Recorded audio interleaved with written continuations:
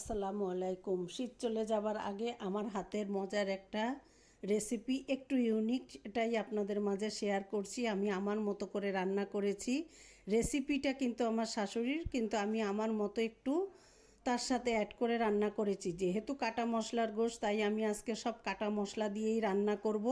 আর সব থেকে বড় বিষয় কি জানেন, এই গোশততে কোনো রকম গরম মশলা, গুঁড়া মশলা কোনো কিছুই আমি ব্যবহার করব না। এখানে 1 কেজি পরিমাণ গরুর গোশত নিয়েছি, হাড় চর্বি সহ। চর্বিটা বাদ দিয়ে হাড় সহ গোশতটা নিয়েছি, নিয়ে ভালো করে একটু বড় করে টুকরো করে পরিষ্কার করে নিয়ে 1 কাপ পরিমাণ পেঁয়াজ কুচি দিয়ে দিয়েছি, একটু মোটা করে দেশি রসুন দিয়ে দিয়েছি 1 মুঠ, 20টার মতো শুকনো মরিচ দিয়েছি, যেহেতু ঝাল ঝাল খেতে পছন্দ করি। স্বাদ মতো লবণ।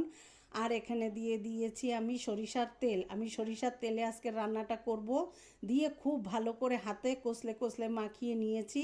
মাখিয়ে এখানে প্রায় 20টার মতো দেশি টমেটো দিয়ে দিলাম একটু আস্ত জিরা, আস্ত গোলমরিচ।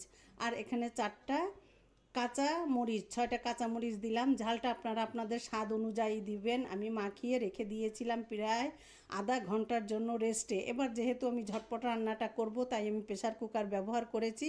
আপনাদের হাতে সময় থাকলে একই কাজ আপনারা কড়াইয়ে করে নিতে পারেন।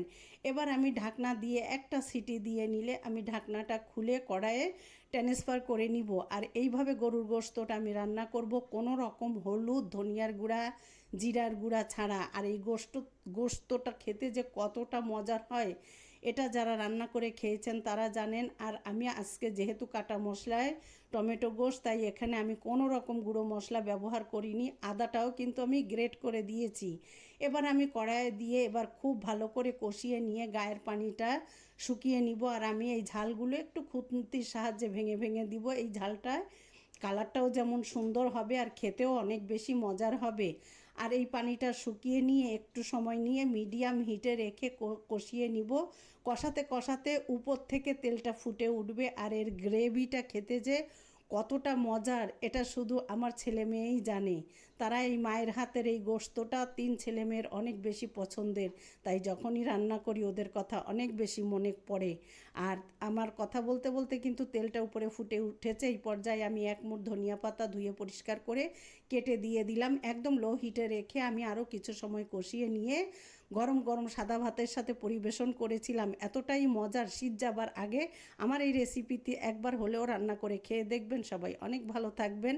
আপনার এই বোনের জন্য দোয়া করবেন। আর আজকে আমার স্পেশাল একটা দিনে আপনাদের জন্য মজার একটা রেসিপি শেয়ার করলাম। কেমন হলো রেসিপিটা দেখে কমেন্ট করবেন। সবাই অনেক ভালো থাকবেন। আসসালামু আলাইকুম।